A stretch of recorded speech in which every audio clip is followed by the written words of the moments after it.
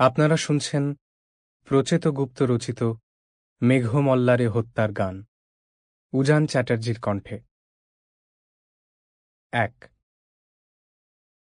এখন সকাল 10টা বেজে 28 বা 29 মিনিট হবে।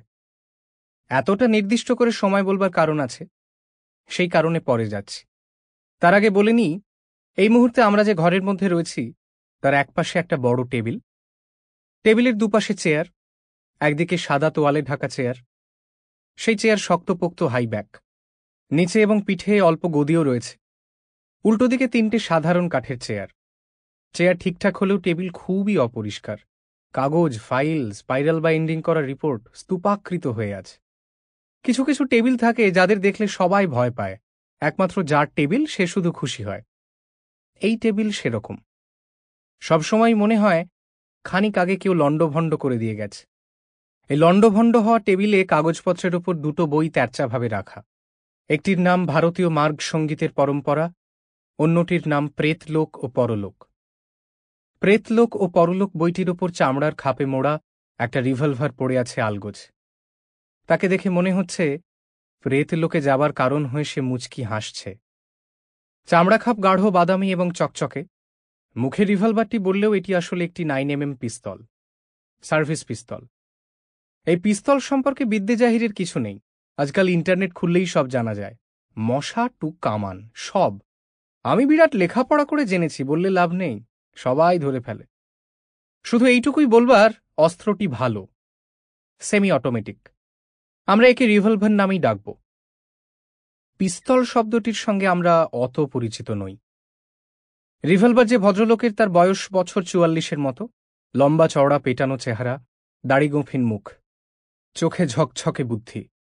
কিন্তু মানুষটা নিজের এই বিষয়ে একেবারেই নির্লিপ্ত। এটাই নিয়ম।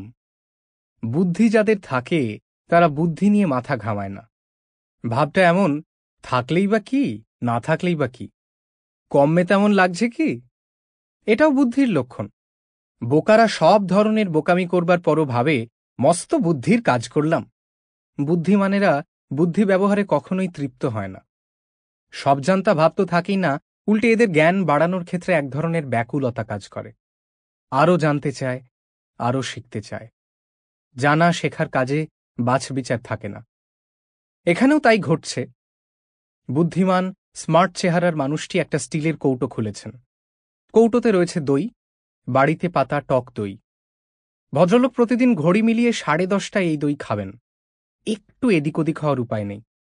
সকালের এই দইটুকু না খেলে সারাদিন তাঁর অস্থির অস্থির লাগে। ওর দই খাওয়া দেখলেই বোঝা যায় ঘড়িতে এখন 10:30 বাজতে চলল। সেই হিসেবেই বলা এখন 10টা বেজে 28 বা 29 মিনিট।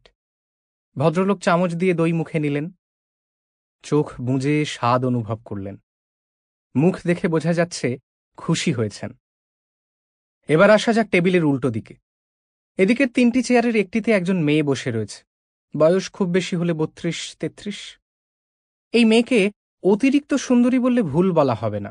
ফর্সা, লম্বা, টিকলো নাক, চিবুক, চোখ দুটো জলজল করছে। মাথার চুল টেনে খোপা করে বাঁধা। মোটাও নয়, আবার বিউটি কন্টেস্টের র্যাম্পে হাঁটবার মতো লিকপিকেও নয়। দৌড়ঝাঁপ করবার মতো ফিট চেহারা। সব মিলিয়ে সৌন্দর্যে এক ধরনের শিক্ষিত, সাহস আর ব্যক্তিত্বের ছাপ। মেয়েটি ফুলহাতা সাদা শার্ট এবং কালো রঙের ট্রাউজার পরেছে। শার্ট ট্রাউজারে নিখুঁতভাবে ইন করা, কোমরে চওড়া বেল্ট। চেয়ারে হেলান না দিয়ে পিঠ সোজা করে বসে আছে মেয়েটি, একটা অ্যাটেনশনের ভঙ্গি। ভীতু বা তেলমারা ধরনের অ্যাটেনশন নয়, ডিসিপ্লিনড অ্যাটেনশন। এই মেয়ের নাম রঞ্জনী। তুমি একটু দই খাবে রঞ্জনী? থ্যাংক ইউ স্যার, আমি লাঞ্চ করে এসছি। খেলে পারতে, আমার গিন্নি দইটা খুবই চমৎকার বানায়।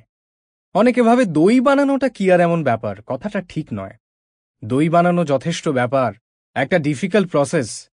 সাজও কতদিনের পুরনো হবে, সেই সাজও বাটির গায়ে কিভাবে লাগাতে হবে, দুধ কতটা ঘন হবে, সব কিছুর হিসেব আছে।